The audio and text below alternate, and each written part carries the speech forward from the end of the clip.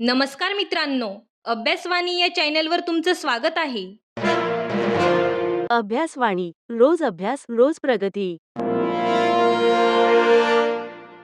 मागील लेक्चरमध्ये आपण भारतीय संसदेतील राज्यसभेचे सभापती, उपसभापती, पॅनल ऑफ व्हाईस चेअरमन आणि संसदेचे सचिवालय हे महत्त्वाचे घटक समजून घेतले. म्हणजेच सभागृहाचे कामकाज कोण चालवते, अध्यक्ष नसताना कामकाज कसे चालते आणि प्रशासनिक काम कोण करते हे आपण पाहिले. पण संसदेचे काम फक्त अध्यक्ष किंवा सभापती चालवत नाहीत. सभागृहात राजकीय नेतृत्व, पक्षशिस्त आणि अधिवेशन व्यवस्थापन देखील अत्यंत महत्त्वाचे असते. म्हणून आजच्या लेक्चरमध्ये आपण संसदेतील काही महत्त्वाच्या पदांविषयी समजून घेणार आहोत. सभागृह नेता, विरोधी पक्ष नेता, व्हीप आणि संसदेची अधिवेशने हे टॉपिक्स परीक्षेसाठी खूप महत्त्वाचे आहेत. आता आपण संसदेतील एक अतिशय महत्त्वाचे पद समजून घेऊया. सभागृह नेता म्हणजेच लीडर ऑफ द हाऊस. सभागृह नेता म्हणजे त्या सभागृहातील सत्ताधारी पक्षाचे नेतृत्व करणारी व्यक्ती. साधारणपणे लोकसभेमध्ये पंतप्रधान हेच सभागृह नेता असतात. पण इथे एक महत्त्वाची गोष्ट लक्षात घ्या. जर पंतप्रधान लोकसभेचे सदस्य नसतील तर लोकसभेतील सत्ताधारी पक्षातील एखादी वरिष्ठ सदस्य सभागृह नेता म्हणून काम पाहतो. आता तुम्हाला प्रश्न पडला असेल, राज्यसभेमध्ये सभागृह नेता कोण असतो? तर बघा, राज्यसभेमध्ये सहसा पंतप्रधान सदस्य नसतात. म्हणून अशा वेळी पंतप्रधान एखाद्या वरिष्ठ मंत्र्याला राज्यसभेचा सभागृह नेता म्हणून नियुक्त करतात. आता पाहूया सभागृह नेत्याची मुख्य कामे काय असतात.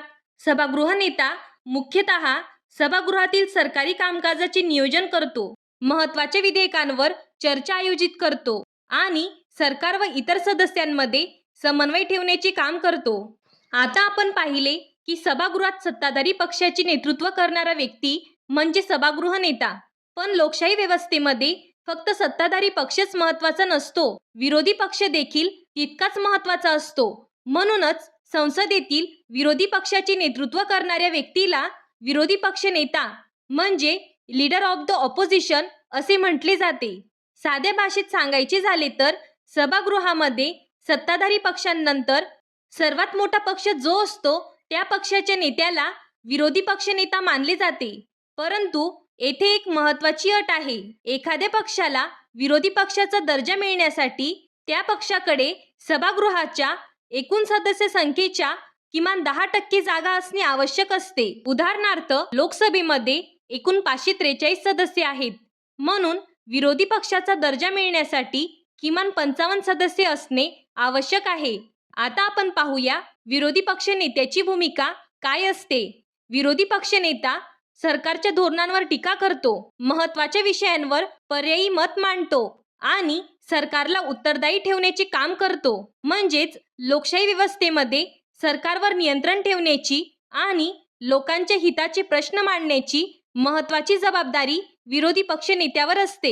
आता आपण पाहिले की सभागृहात सत्ताधारी पक्ष आणि विरोधी पक्ष असे दोन्ही पक्ष असतात आणि त्यांचे नेतृत्व करणारे नेते देखील असतात. पण इथे एक महत्त्वाचा प्रश्न येतो. सभागृहात इतके सदस्य असताना पक्षातील शिस्त कशी राखली जाते? तर बघा, सर्व सदस्यांनी पक्षाच्या भूमिकेनुसारच वागावे. यासाठी प्रत्येक राजकीय पक्षाकडून व्हीप नेमले जातात.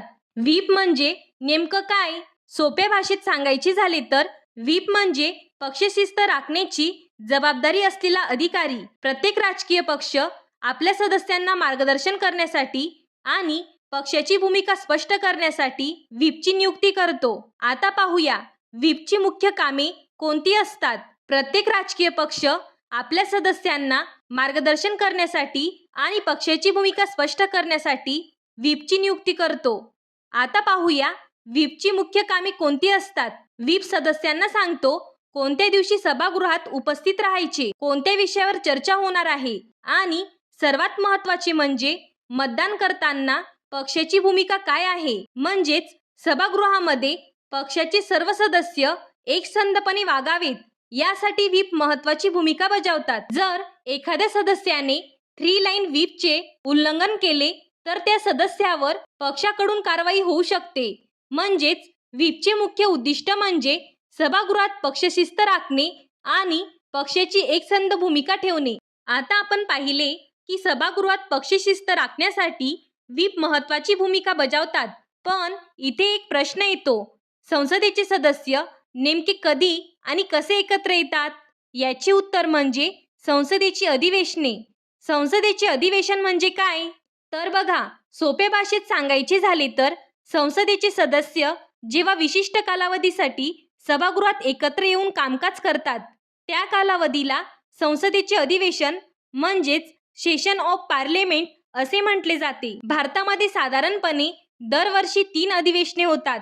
अर्थसंकल्पीय अधिवेशन, पावसाळी अधिवेशन आणि हिवाळी अधिवेशन. अर्थसंकल्पीय अधिवेशन हे साधारणपणे फेब्रुवारी ते मे या कालावधीत होते. या अधिवेशनात सरकारचा अर्थसंकल्प सादर केला जातो, त्यामुळे हे सर्वात महत्त्वाचे अधिवेशन मानले जाते. यानंतर पावसाळी अधिवेशन हे साधारणपणे जुलै ते सप्टेंबर या कालावधीत होते. आता तिसरे आणि शेवटचे अधिवेशन म्हणजे हिवाळी अधिवेशन हे साधारणपणे नोव्हेंबर ते डिसेंबर या कालावधीत आयोजित केले जाते. इथे आणखी एक महत्त्वाची संविधानिक अट आहे. भारतीय संविधानानुसार 2 अधिवेशनांमधील अंतर 6 महिन्यांपेक्षा जास्त असू शकत नाही. म्हणजेच वर्षातून किमान 2 वेळा तरी संसद अधिवेशनासाठी बसणे आवश्यक आहे. आता आपण पाहिले की भारतात संसदेची वेगवेगळी अधिवेशने आयोजित केली जातात.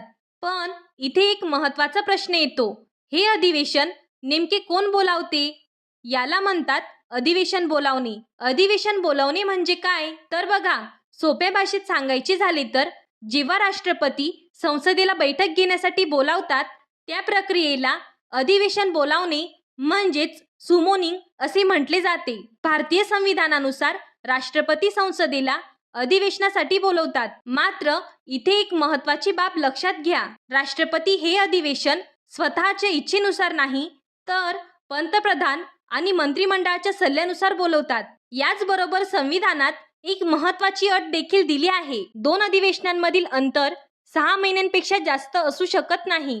म्हणजेच वर्षातून किमान 2 वेळा तरी संसद अधिवेशनासाठी बोलावणे आवश्यक आहे. म्हणूनच संसदेचे कामकाज सुरू होण्याची पहिली प्रक्रिया म्हणजे अधिवेशन बोलावणे. आता आपण समजून घेतले की संसदेचे अधिवेशन कसे बोलावले जाते, म्हणजेच सुमोनिंग काय असते.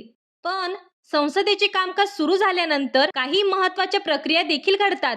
उदाहरणार्थ स्थगन, सत्र समाप्ती आणि विसर्जन या 3 संकल्पना संसदेच्या कामकाजात खूप महत्त्वाच्या आहेत आणि स्पर्धा परीक्षेमध्येही वारंवार विचारल्या जातात. म्हणून पुढच्या लेक्चरमध्ये आपण या 3 संकल्पना सोप्या आणि एक्झाम ओरिएंटेड पद्धतीने सविस्तर समजून घेणार आहोत. हा व्हिडिओ उपयुक्त वाटला असेल तर चॅनलला लाईक, शेअर आणि सबस्क्राईब करा. अभ्यासवाणी म्हणजे कन्सेप्ट बेस्ड लर्निंग. थँक्यू. अभ्यासवाणी, रोज अभ्यास, रोज प्रगती.